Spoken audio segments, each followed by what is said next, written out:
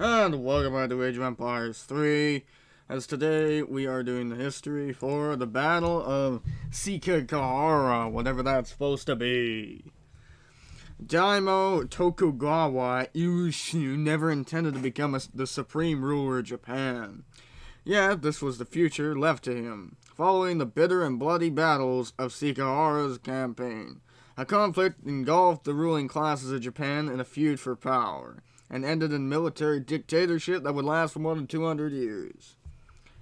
It took 12 years for the Toyotomi Hideyoshi, a feudal daimyo turned imperial minister, to consolidate the territories of Japan into a proper hegemony. A feat only marred by his failed attempts to invade Korea in the final years of his life. Still, even as his health waned and his power grew threatened by imminent death, Hideyoshi took steps to ensure his family's claim to power. 1598, the year he died, Hideyoshi appointed a group of feudal lords, the 5 regents, to watch over his young heir and protect the boy's interest until adulthood. Unfortunately, all these men had ambitions and agendas of their own, and none more than Tokugawa, the most powerful of the remaining daimyo.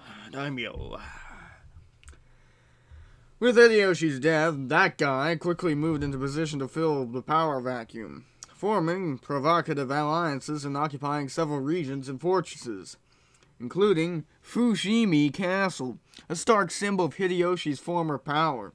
The other regions watched this guy's action with increasing concern, suspicious of his brashness and disrespect. Within just a few months, unified Japan began to split apart, with provincial lords drifting to support the support of the two sides.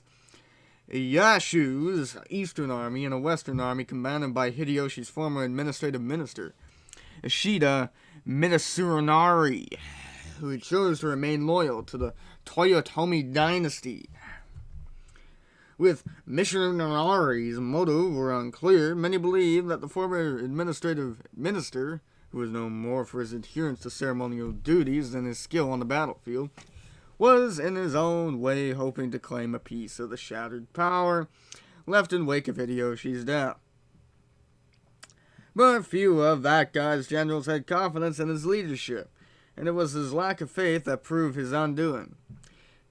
In a period rife with treachery and meaningless alliances, that guy did possess enough charisma to draw pivotal generals away from the powerful Ieyasu and to loyalist cause. In the end, that guy's leadership and vision convinced many generals from the enemy camp to betray their loyalties and join him, often at a crucial moment in battle.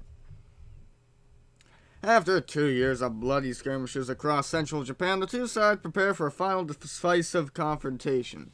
But no one was sure where exactly it would occur, or when, in October of 1600, the Battle of Sekigahara erupted on the muddy ground below the mountains of Saseo, Matoso, and Nangu, outside the village of Sumonor in the northern region of central Japan.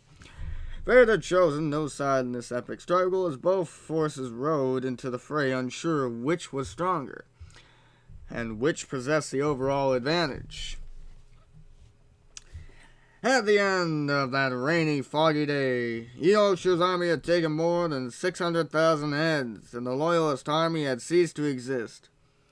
With the whole of the country at his feet, Tokugawa Ieyasu began to reward those who had shown him his loyalty, just as he once promised to remain loyal to the deceased Toyotomi Hideyoshi.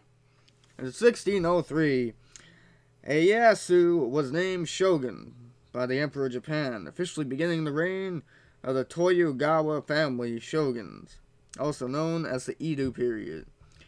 It would last until the year 1868. And I'll be back next time with the California Gold Rush. See you then.